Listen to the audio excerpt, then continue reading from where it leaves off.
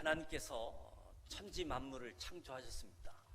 하나님은 세상을 성전 삼으시고 세상을 하나님의 나라로 만드시고 임재하시고 통치하셔서 참된 안식이 주어지는 하나님의 나라, 하나님의 성소를 이루어 주셨습니다. 하나님에 대한 불신, 하나님에 대한 불순종, 생각 차이, 하나님의 생각과 우리의 생각이 하늘과 땅만큼의 차이, 그렇게 여기지 않을지라도 작은 생각 차이가 혼돈하고 공허하고 흑암이 깊은 모습인데, 다시 한번 하나님의 임재, 통치, 참된 안식이 주어지는 우리의 일상생활이 되어지기를 축복합니다. 하나님께서 아담에게 명령하셨습니다.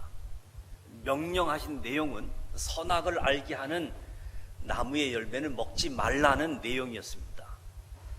하나님이 아담에게 하신 말씀 속에는 실로 엄청난 의미, 비밀, 교훈이 담겨져 있습니다. 첫째로 하나님이 명령하셨다. 하나님께서 아담에게 명령하셨습니다. 우리는 이 명령을 망각할 때가 있습니다. 명령을 생각한다라고 할지라도 이 명령을 중요하게 여기지 않습니다. 하나님이 명령하셨다라는 사실은 우리의 생각보다 훨씬 중요합니다. 두 사람이 대화를 함에 있어서 어떻게 말하느냐 매우 중요한 거지요. 한 사람이 다른 사람에게 명령을 한다라고 하는 것은 두 사람의 관계를 보여줍니다. 부모는 자녀에게 명령할 수 있지요. 그 자녀는 부모에게 명령할 수 없습니다. 누가 누구에게 명령한다라고 하는 것이 무엇을 의미하고 있는가?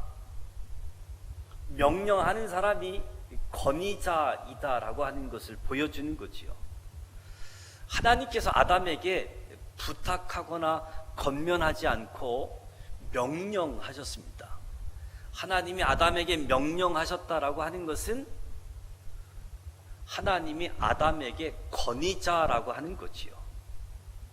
순종이라고 하는 것은 상대방이 권위자입니다 인정하고 존중하는 행위이죠. 하나님께 순종한다라고 하는 것은 하나님께서 나의 권위자입니다라고 하는 것을 인정하는 겁니다. 마태복음 8장에 보면 예수님으로부터 칭찬을 받았던 백부장이 등장합니다. 예수님은 이 백부장의 말을 듣고 놀라시고 이 백부장의 믿음을 칭찬하게 되어지는데, 백부장이 하는 말, 내 집에 들어오심을 감당하지 못하겠사오니 다만 말씀만 하옵소서. 다만 말씀만 하옵소서. 그러면 내 하인이 낫겠사옵나이다. 나도 남의 수하에 있는 사람이요 내 아래에도 군사가 있으니 이더러 가라 하면 가고 저더러 오라 하면 오고 내 아래에도 종들에게 이것을 하라 하면 하다이다. 그 백부장이 예수님을 향해서 다만 말씀만 하옵소서. 주님, 명령만 하세요. 그러면 됩니다. 당신은 권위자요 가장 높으신 분이시다라는 것을 고백하는 겁니다. 백부장은 예수님께서 권위자이시다라고 하는 것을 알아보았고 그것을 인정했습니다. 뿐만 아니라 세상에 존재하는 모든 것은 예수님의 명령, 예수님의 말씀에 순종해야지 됨을 고백하고 있는 거지요. 백부장은 예수님께서 가장 높으신 분임을 알았고 인정했고, 더 나아가 예수님께 순종하는 것은 당연한 일이다라고 고백했습니다. 이런 백부장을 보고 예수님이 그의 믿음을 칭찬하신 거지요. 선악을 알게 하는 나무, 저와 여러분에게 주는 중요한 교훈 중에 하나가 이 선악과는 하나님이 누구이신가, 동시에 나는 누구인가를 보여주고 있습니다. 우리의 정체성은 대부분 관계 속에 규명되고 있음을 알게 되어지는데, 저는 남편으로서, 또 아버지로서, 또는 아들, 동생으로서, 목사로서 이 모든 관계성 속에서 불려지는 제 호칭입니다. 하나님은 창조주이시고 동시에 구원자이시지요. 우리 모두는 하나님의 자녀입니다. 이런 호칭은 하나님과 나와의 관계를 보여주고 있는 거지요. 선악과, 하나님이 누구이고 내가 누구인가를 알려주고 있습니다. 하나님이 명령하셨다. 부탁하고 권면하는 관계가 아니라 하나님이 명령하신. 그리고 순종은 하나님의 유일한 요구였다는 겁니다. 하나님께서 천지 만물을 창조하시고 가장 완벽한 환경이라고 하는 에덴 동산에 아담을 거주하게 하고 경작하고 지키면서 동산 각종 나무의 열매는 내가 임의로 먹되, 자유롭게 먹되, 선악을 알게 하는 나무의 열매는 먹지 말라. 아담은 선악을 알게 하는 나무의 열매를 먹어버렸습니다. 아담은 하나님의 말씀에 순종하지 않았습니다. 성경은 아담의 죄를 선악과 먹은 죄라고 하지 않고 하나님께 불순종한 죄라고 이야기합니다. 선악을 알게 하는 나무의 열매는 먹지 말라. 이 본질적인 의미는 하나님께서 아담에게 순종을 요구했다는 거지요. 에덴 동산에서 하나님이 아담에게 요구한 유일한 것, 순종을 요구했다. 그리고 이 순종은 에덴 동산에서 아담에게 요구한 유일한 요구였다는 거지요.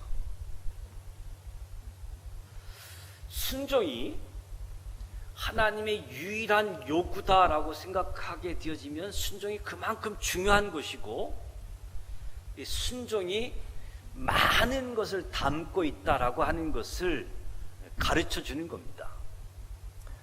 마태복음 22장에 보면 선생님, 율법 중에 어느 계명이 크니까? 예수께서 이르시되 내 마음을 다하고 목숨을 다하고 뜻을 다하여 주 너희 하나님을 사랑하라 하셨으니 이것이 크고 첫째 되는 계명이요 둘째도 그와 같으니 내 이웃을 내 자신과 같이 사랑하라 하셨으니 이 두 계명이 온 율법과 선지자의 강령이니라. 하나님 사랑, 이웃 사랑이 최고의 계명이고 율법이다라고 말씀하고 있습니다. 고린도전서 13장 말씀을 보면 내가 사람의 방언과 천사의 말을 할지라도 사랑이 없으면 소리나는 구리, 울리는 꽹가리가 되고, 내가 예언하는 능력이 있어 모든 비밀과 모든 지식을 알고 또 산을 옮길 만한 믿음이 있을지라도 사랑이 없으면 내가 아무것도 아니요. 로마서 13장 말씀을 보면 피차 사랑의 빛 외에는 아무에게든지 아무 빛도 지지 말라. 남을 사랑하는 자는 율법을 다 이루었느니라. 간음하지 말라, 살인하지 말라, 도둑질하지 말라, 탐내지 말라 한 것과 그 외에 다른 계명이 있을지라도 내 이웃을 내 자신과 같이 사랑하라 하신 그 말씀 가운데 다 들어있느니라. 사랑은 이웃에게 악을 행하지 아니하나니 그러므로 사랑은 율법의 완성이니라. 모든 율법이 하나님 사랑, 이웃 사랑에 다 들어가 있다는 거지요. 사랑은 그냥 단순한 사랑이 아니라 사랑 안에 모든 율법이 들어와 있고 사랑은 율법을 완성시키는 것이다 라고 말씀합니다. 그래서 이 사랑이 모든 율법을 담고 있기 때문에 율법을 어기는 죄, 모든 죄는 본질적으로 사랑의 실패, 사랑의 실패에서 죄가 발생되어지는 것이다 라고 말씀하는 거지요. 마찬가지로 순종도 많은 것, 모든 것을 담고 있다. 그래서 하나님께서는 아담에게 순종 하나만을 요구하셨던 거지요. 만일 어떤 사람이 간음을 했다라고 한다면 그 사람은 간음하지 말라고 하신 하나님의 말씀을 불순종한 거지요. 하나님의 명령을 순종하지 않은 것입니다. 하나님은 명령하시는 분이고 하나님의 유일한 요구는 순종이라는 말씀입니다. 여기서 또 하나 기억해야 될 중요한 사실은 하나님은 동일하신 하나님이라는 거예요. 창조하신 하나님, 에덴 동산에 계신 하나님과 지금 저와 여러분이 섬기고 있는 하나님은 동일하신 하나님이시다. 너무 당연한 진리이지만 우리 삶 속에 잘 적용되지 않고 있는 진리이기도 합니다. 하나님께서 구약 성경의 여러 사건들을 기록하면서 우리에게 주신 것, 그 사건을 통해서 하나님 자신을 스스로를 소개하시는 겁니다. 그리고 이 하나님이 지금도 동일한 하나님이시다라고 하는 것을 우리에게 증거하고 있는 거지요.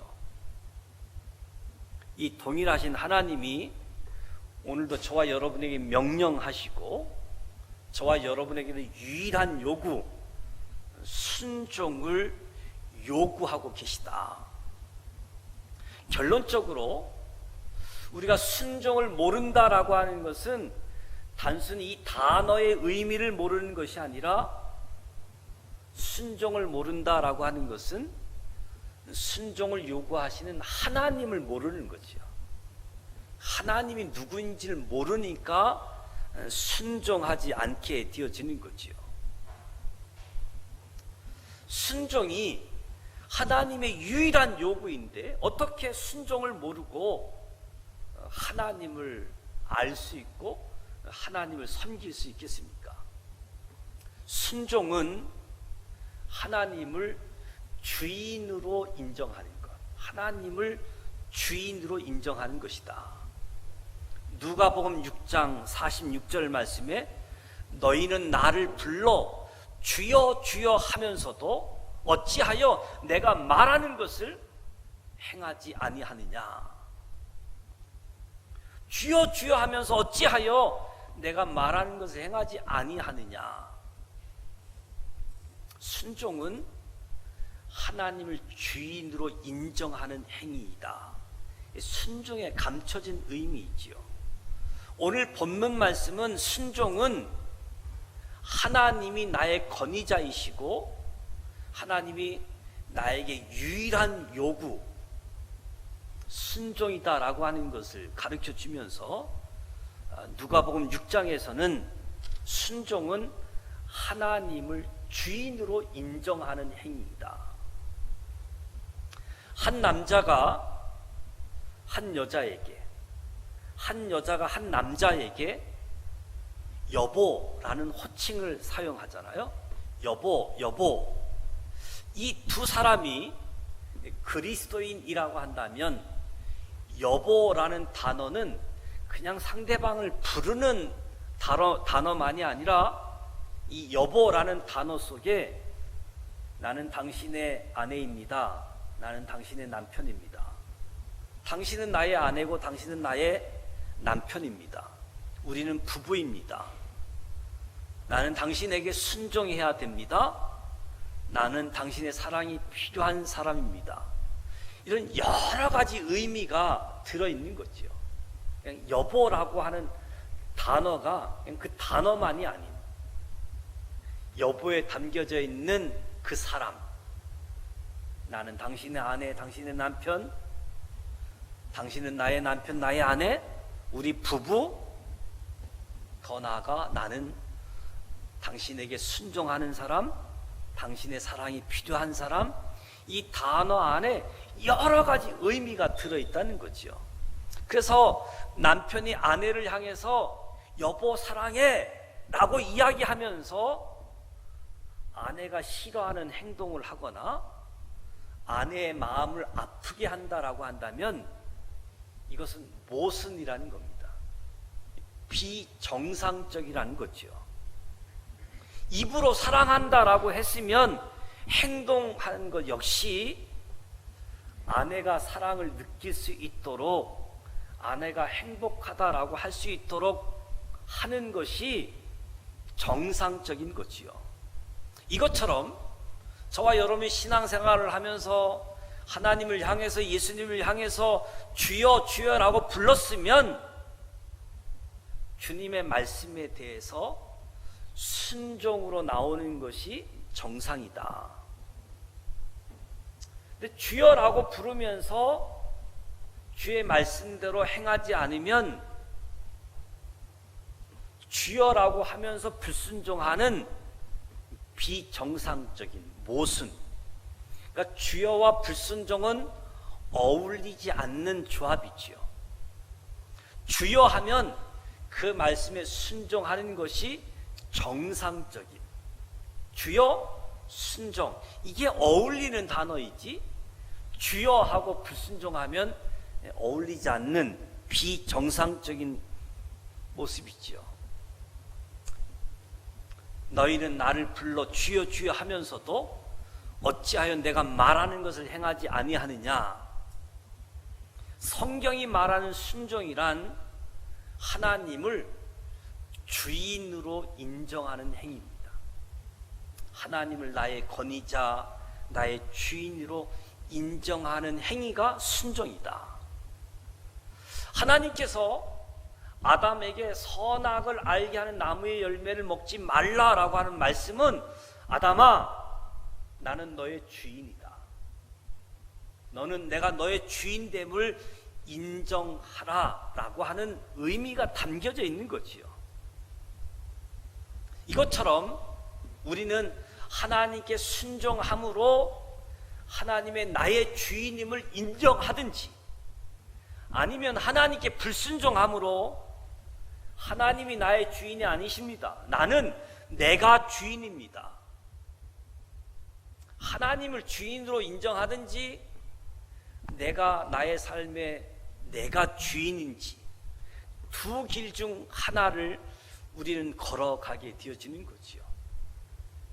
선악과 이 순종, 하나님이 나의 주인임을 인정하는 행위이다. 뿐만 아니라 순종은 내가 하나님의 종입니다, 내가 하나님의 종임을 인정하는 행위이지요.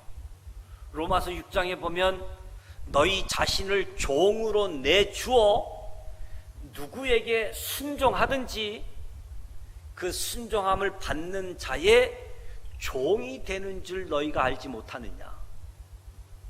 혹은 죄의 종으로 사망에 이르고 혹은 순종의 종으로 의에 이르느니라. 로마서 6장에 순종에 대한 귀한 교훈을 설명해 주는 겁니다.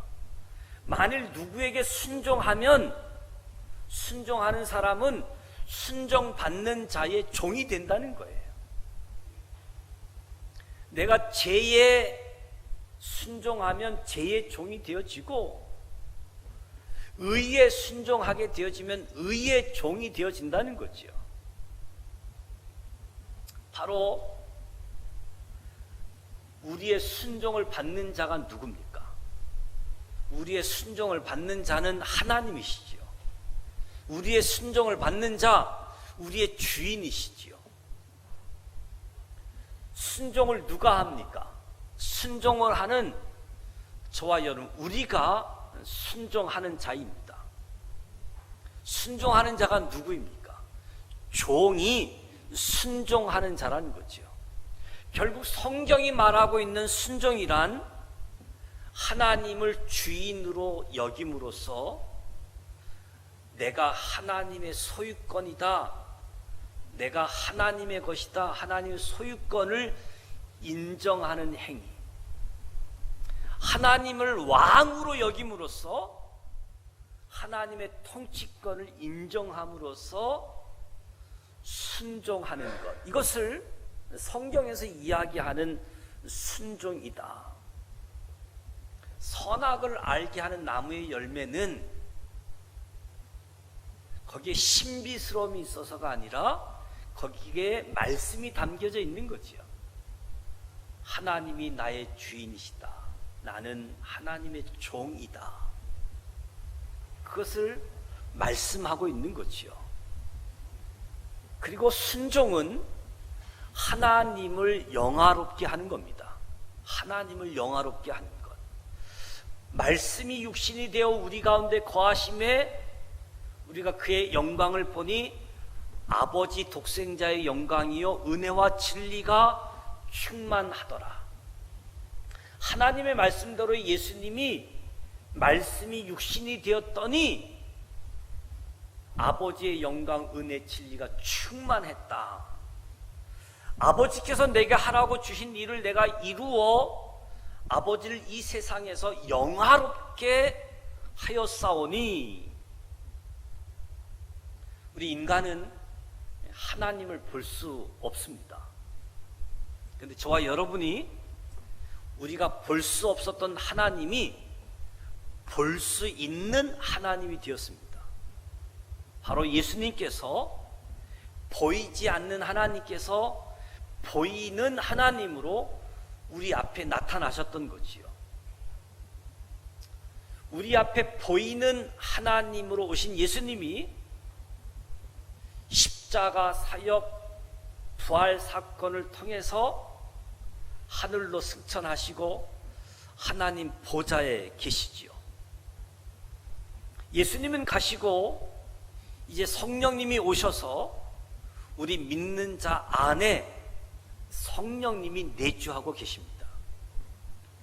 2000년 전에는 제자들이 예수님을 모시고 예수님과 함께 살았듯이 오늘 이 예수 믿는 저와 여러분은 우리 안에 성령님을 모시고 살아간다는 거죠. 성령님과 함께 살아가고 있습니다.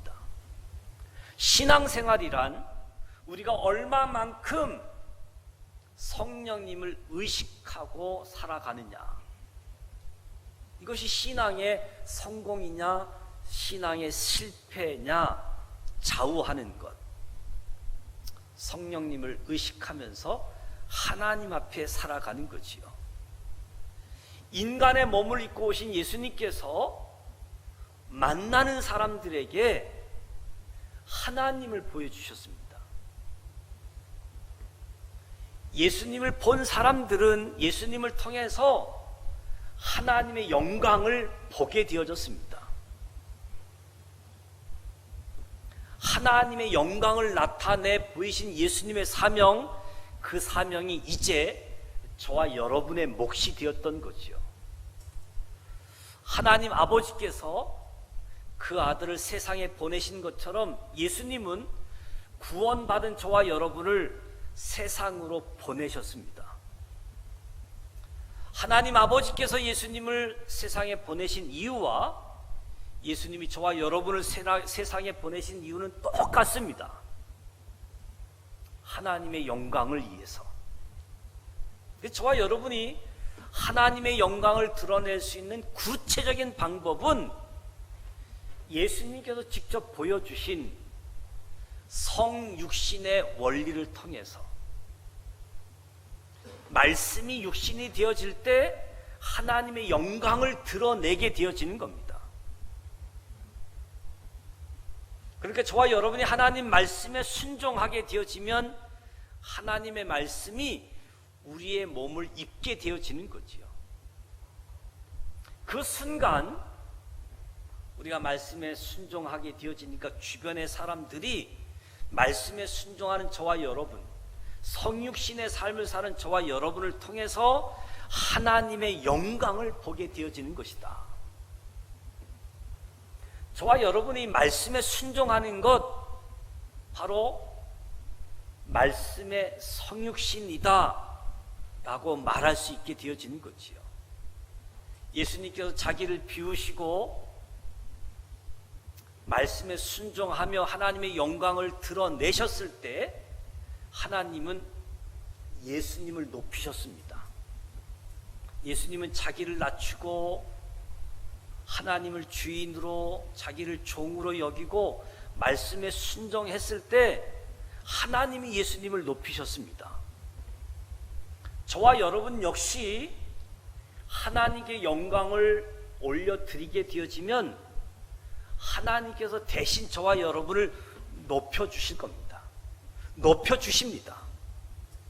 우리는 이것을 가리켜 복이다라고 부르게 되어지는데, 우리가 순종하는 것은 하나님이 나를 높여주시니까 순종해야지 이 복이 신앙의 목적이 될 수는 없습니다. 만약 하나님이 나를 높여주신다, 하나님 나에게 복을 주신다, 이 복을 위한 수단이 되어지면 하나님의 영광은 사라집니다. 오히려 사람의 영광만 나타내게 되어지는 거지요. 언제부턴가 신앙생활을 하면서 순종이 복을 위한 수단이 되어지면서 사람들이 하나님의 자리를 대신해서 하나님이 받을 영광을 사람들이 받게 되어진다는 거지요. 그것은 순종이 수단이 되어지고 하나님이 수단이 되어지고 그래서 내가 높임받게 되어지는 잘못된 순종을 이야기하게 되어집니다. 저와 여러분이 하나님 말씀에 순종해야 될 이유가 있다라고 한다면 하나님의 영광입니다. 하나님의 영광을 드러내게 되어지면 자연스럽게 하나님이 우리를 높여주시고 우리에게 하나님의 복이 임하게 되어지는 거지요. 오늘 하나님을 모르는 사람들에게 저와 여러분이 성육신의 원리를 통해서 하나님을 보여주어야 할 막중한 사명이 저와 여러분에게 있습니다. 하나님을 보여줄 수 있는 비결은 말씀에 순종하는 것이죠. 선악과가 신비로운 나무, 선악을 알게 하는 나무의 열매를 먹으면 하나님처럼 되어지는 신비스러운 나무가 아니라 이 선악과에는 하나님의 말씀이 담겨져 있는 나무이기 때문에, 그래서 이 선악과는 하나님이 누구이고 내가 누구인가를 가르쳐주는 말씀이지요. 하나님이 주인이고 나는 종이고 나는 순종해야지 되는 사람. 아내를 사랑하라라고 말씀하고 있는데 남편이 간음하게 되어진다라고 한다면 간음한 죄가 아니라 아내를 사랑하지 않은 실패로 다른 사람을 사랑하게 되어진 거지요. 사랑의 실패로 간음하는 죄를 범하게 되어진 거지요.